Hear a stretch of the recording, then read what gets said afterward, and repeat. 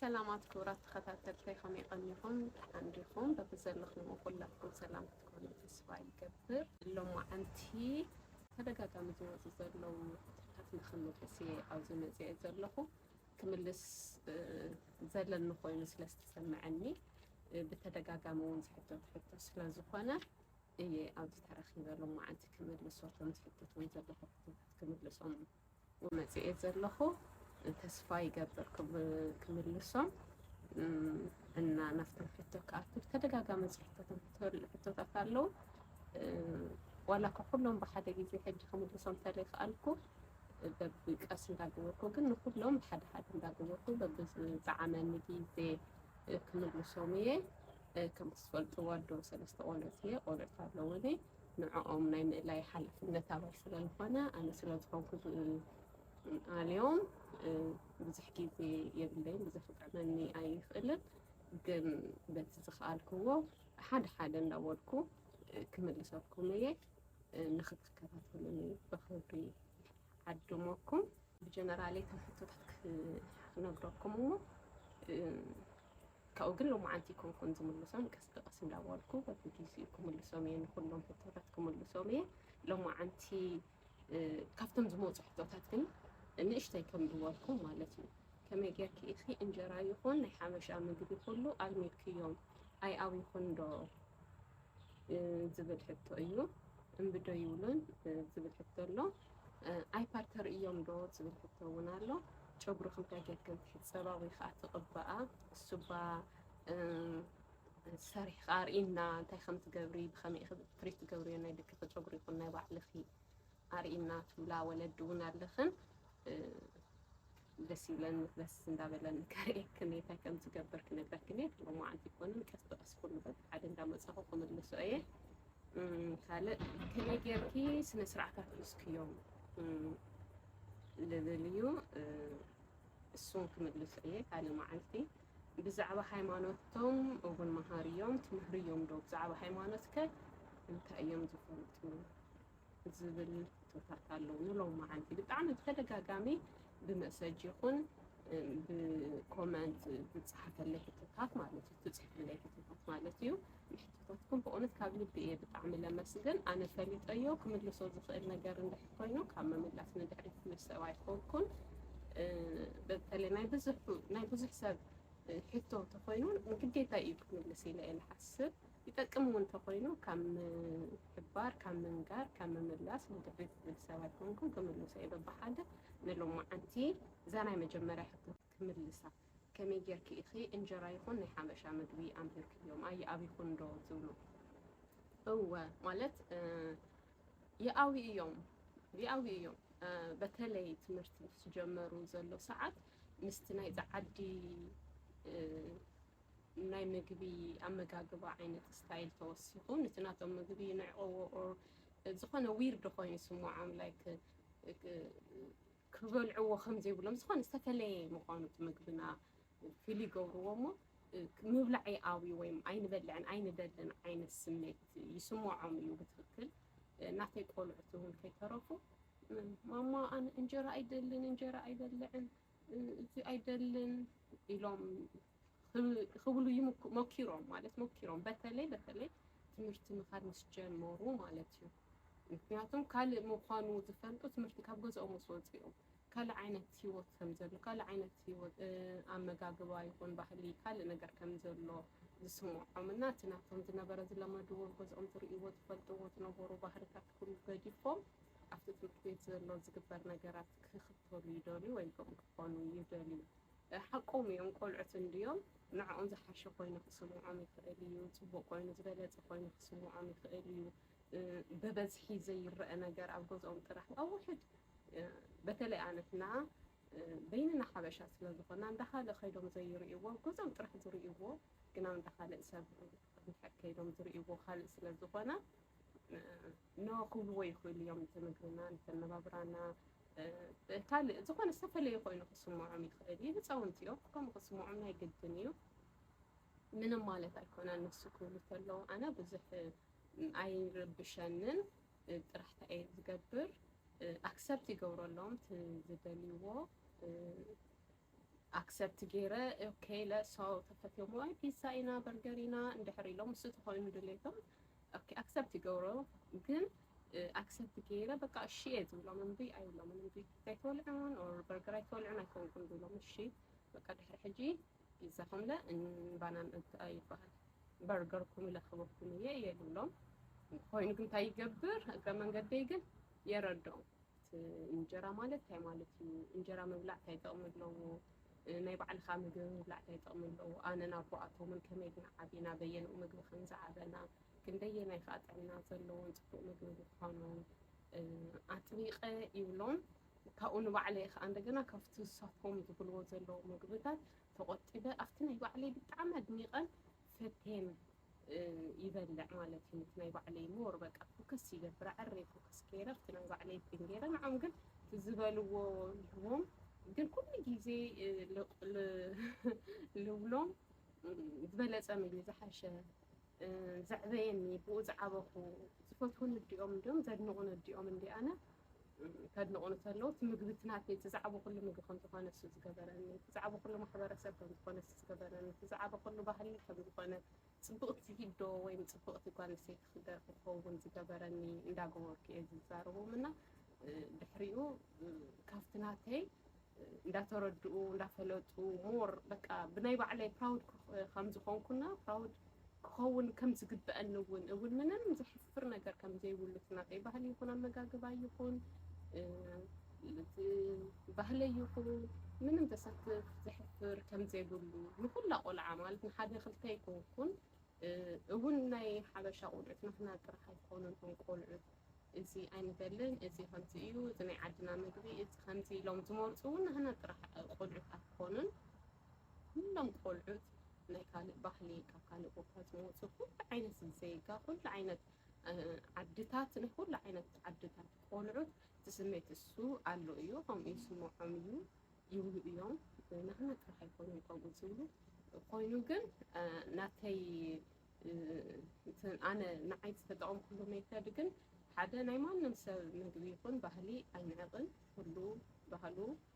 ፅቡቕ ናይ ኩሉ ሰብ ምግቢ ኣመጋግባ ፅቡቕ ኣነባብራ ፅቡቕ ምዃኑ እየ ዝኣምን ንዕኦም እውን ዝነግሮም ካብኡ ከዓ እንደገና ንግለይ መፅእ ከዓ እንደገና እቲ ናይ ባዕለይ ትዛዕቦ ኩሉ እስካብ ሕጂ ንዕኦም ኣዲኦም እስካብ ዝኸውን ክዎ ባህልን ኣመጋግባን ብጣዕሚ ፅቡቕን ብሉፅን ምዃኑ እየ ለብል ዝነግሮም እሱ ፈሊጦም ኣክሰፕት ገይሮምዎ እሶም እውን ኣነ ጥራሕ ዘይኮንኩ እሱስ እቲ ባህሊ እሱ ንዓቶም እውን ናቶም ባህሊ ቋንቋይ ናቶም ቋንቋ እቲ ምግበይ ናቶም ምግቢ እውን ከም ዝኾነ እና በቲ ዘለዎም ምግቢ ይኹን ቋንቋ ይኹን ባህሊ ይኹን ሞር ፕራውድ ክኾኑ ከም ዘለዎም እየ ብጣዕሚ ኣጥቢቐ ዝነግሮም ኣክሰፕት ገይረ ስቂለ ፒዛ ጥራሕ ክበልዑ ኣይኮንኩን ዝብሎም እቲ ፒዛ ወይ በርገር ኢሎም ምምራፆም ናይቲ ዓዲ እሶም ሓቆም እዮም ኣብ ቦትኦም እሱ እንዲኦም ኣብኡ እንዲኦም ዓዶም እንዲ ናይ ዓዶም ምግቢ እንዲ ዝኾኑ ዘሎ ንዕኦም እሱ ምፍታዎም ምድላዮም ከም ነውሪ ኣይሓስበሎምን ኣክሰፕት ዝገብረሎም ኦኬ ብልዑ እየ ዝብሎም ኣነ ግን እዚ ኮንኩም ዝበልዕ እዚ ዓበይ ፅብቕቲ ክትይሮምኒ እና እዚ እኳ ፅብቕቲ ገይሩኒ እንጀራ ምብላዕ እኳ ፅብቕቲ ገይሩኒ እዚ ምብላዕ እኳ ከምዚ ገይሩኒ እንዳበሉና ንሕድሕዱ ኣፕሪሼት ዝገብርዎ ነገራት ኣባይ ኣብቲ ምግበይ ኣብቲ ባህለይ ኣብቲ ቋንቋይ ኣጥቢቐ ኣብኡ ብኡ ምዃነይ እሱ ኩሉ ትሶም ዝፈትዎ ኣባይ ዘሎ ብኡ ዝመፀ ምዃኑ ገይረ እየ ዝነግሮም ብድሕሪ እቲ ናይ ባዕሎም ይኹን ባህሊ ምግቦም ቋንቋኦም ክፈልጡ ክፈትሑ ዓዶም ስለ ዓዶም ክሓስቡ ሞር ኣብኡ ፑሽ ይገብሮም እንትን ማለት እዩ በቃ ክፈልጡ ሞር ይገብሮም እና መሪፆም ከመፅዎ እምበር ተገዲዶም ተጨሚቖም ፈሪሖም ዝኾነ እንትን ኢሎም ክመፅዎ ኣይኮንኩን ምርጫ የልዎም ፅቡቕ እዩ እንዳበልኩ ናይ ባዕለይ ኣፕሪሼት ይገብር ፅቡቕ እውን እዩ ንዓይ ትክክል ሕማቕ ኢሉ ሓሲቡ ይፈልጥን ጭራሽ ናይ ማንም ናትና ጥራሕ ዘይኮነ ናይ ትግራይ ምግቢ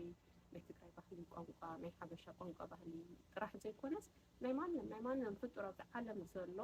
ኩሉ እስካብ በሊዕዎ ጠቂምዎ ተመጊብዎ እቲ ባህሊ ጠቂምዎ እስካብ ዝኸደ ሕማቕ እዩ ኢለ ኣይኣምንን ፅቡቕ እዩ ኢለ ይኣምን ከምኡ ስለ ዝኾነ ከዓ እንደገና ናይቶም ካልኦትን ኣፕሪሼት እዩ ዝገብር ነቲ ናተይ እውን ኣፕሪሼት ክግበር ይገብር ብዝበለፅን ባዕለይ ኣፕሪሼት ክገብሮ ንክእል ባዕለይ እሱ እንዳኾንኩ ክርእዩ እንተለዉ ደቀይ ሽዑኡ ናይ ግድን እዩ እንጀራይ ምግበይ ቋንቋይ ባህለይ ክፈቱ እና እሱ እንዳገበርኩ እንትን ዝገብሮም ፑሽ ኣይገብሮምን ትባህሎም ናይ ባዕሎም ትመርፅዎ ምግቢ ክገድፉውን እቲ ናተይ ክበልዑ እውን ፑሽ ኣይገብሮም እንታይ ደኣ መሪፆም ፈትዮም ጥራሕ ኣነ እዚ ጥቕሚ ኣለዎ እዚ እዩ እዚ ዓበይ ከምዚ እዩ ባህለይ እዚ እዩ እንዳበልኩ ስለ ናተይ ምትንታን እዩ በቃ ናተይ ሽዑ ምርጫ ንዖም ይገድፈሎም እሳቶም ተመሪፆም ተፈትዮም እቲ ባህለይ እቲ ቋንቋይ ኩሉ ነገር ተፈትዮም ፈትዮም ብባዕሎም ክመፁ እየ ቦታ ዝገድፈሎም ብትኽክል ከዓ እንደገና ብኸምኡ ይሰርሕለይ ናይ ባዕሎም ምግቢ ይፈቱ ቋንቋኦም ይፈቱ ናይ ኣጋጢሙ ዝነበረ ናይ መጀመርያ ውላደይ ትምህርቲ ክጀምር ከሎ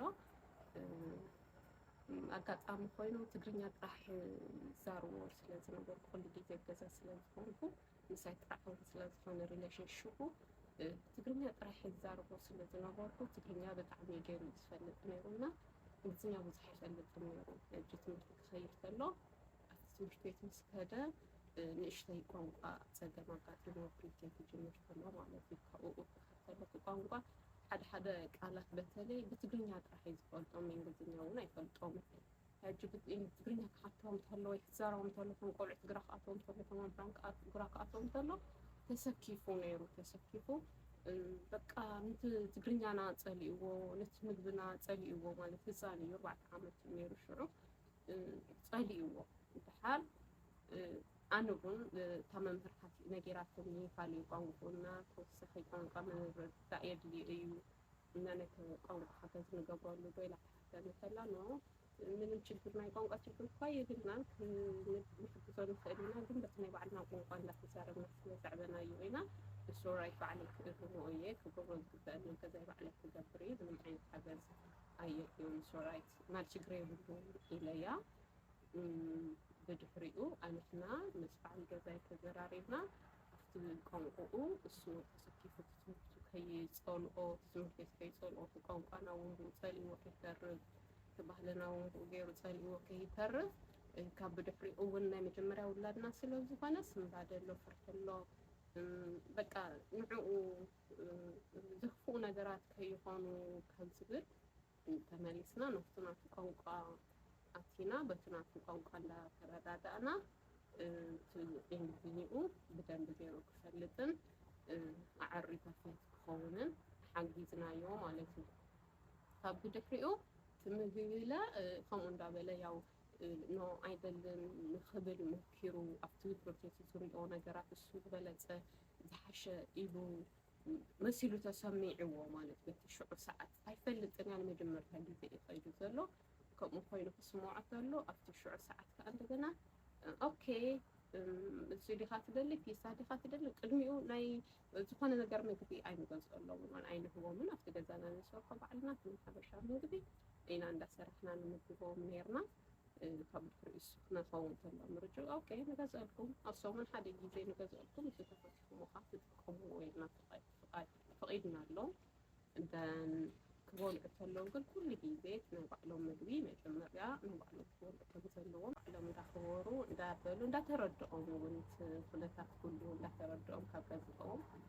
ካባና ዘለና ንኣንሕና ዘለና ኣመለኻኽታ ኣተሓሳስባ ንባህልና ንዓድና ንህዝብና ንኩሉ ነገርና ንመንነትና ዘለና ቆራፅነት ወይ ከዓ ክብሪ ፍቕሪ እንዳተረድኦም ክኸድ ምስ ጀመረ ብድሕሪኡ እንደገና ተመሊሶም እሶም ኢሎም ምሕታት ጀሚሮም ናህና ምግቢ እዚ እዩ ናህና ምግቢ ከምዚ እዩ ባህልና ከምዚ እዩ እዚ ኣለና ከምዚ ንብል ከምዚ እዩ ዝበሃል ኣብ ትግራይ ከምዚ እዩ ዝግበር እዚ እዩ ዝበሃል እንዳበሉ መዓት ነገራት ስለ ባህሎም ስለ ቋንቋኦም ስለ ምግቦም ክዛረቡ ጀሚሮምና ክሓቱና እውን ጀሚሮም ደስ ኢሎም ከዓ ክበልዕዎን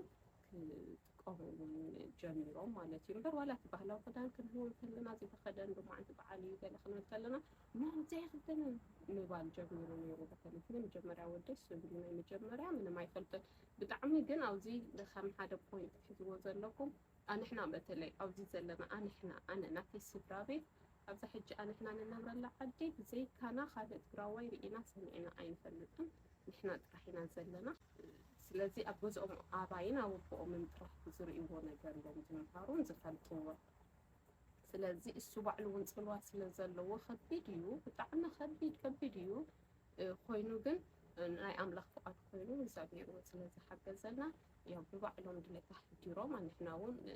ንበቃ ይደለዩን ኢልና ሸለል ኢልና ኣይገደፍናዮን። በቃ እንድሕር ይደልዮም በቃ ዝደለይዎ ኢልና ዋላ ንዕኦም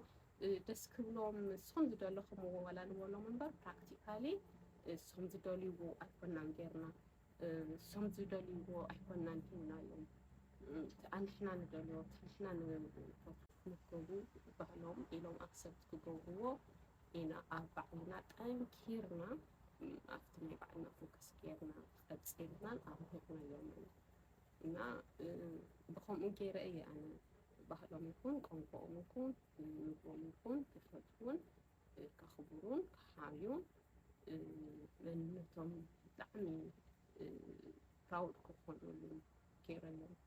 እምበር ብዙሓት ነገራት ትምህርቲ ክኸተሉ ብዙሓት ነገራት ኣሎ ሕቶታት ዝመፅእ ኣብ ርእሶም ዝመፅእ ሕቶታት ኣሎ ዝሓስብዎ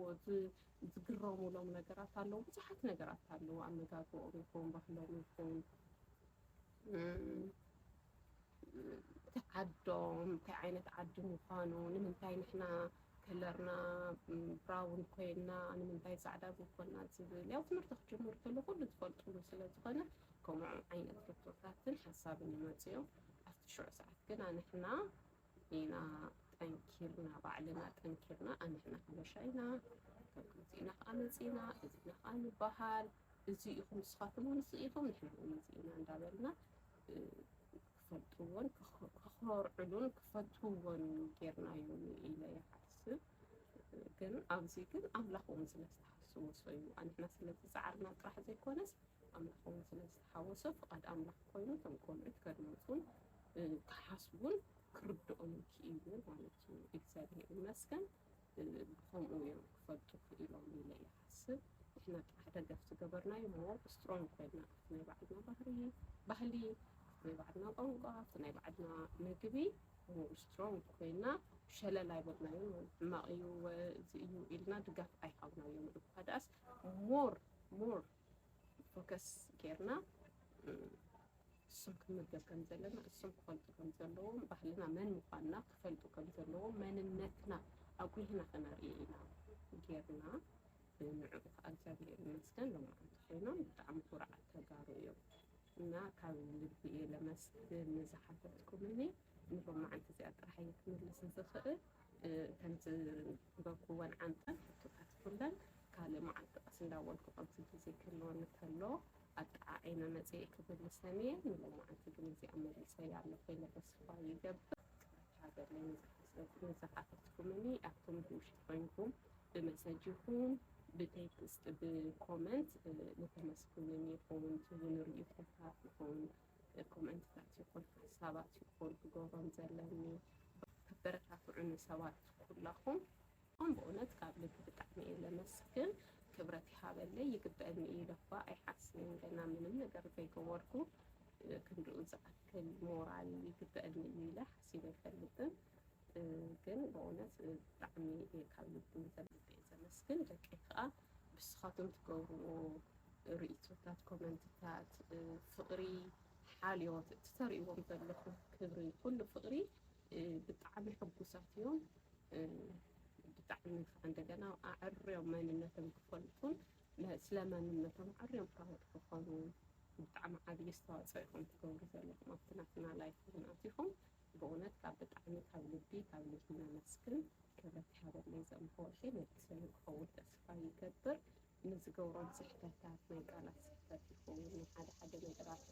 ናይ መልሲ ስሕተታት ከም ስሕተት እምበር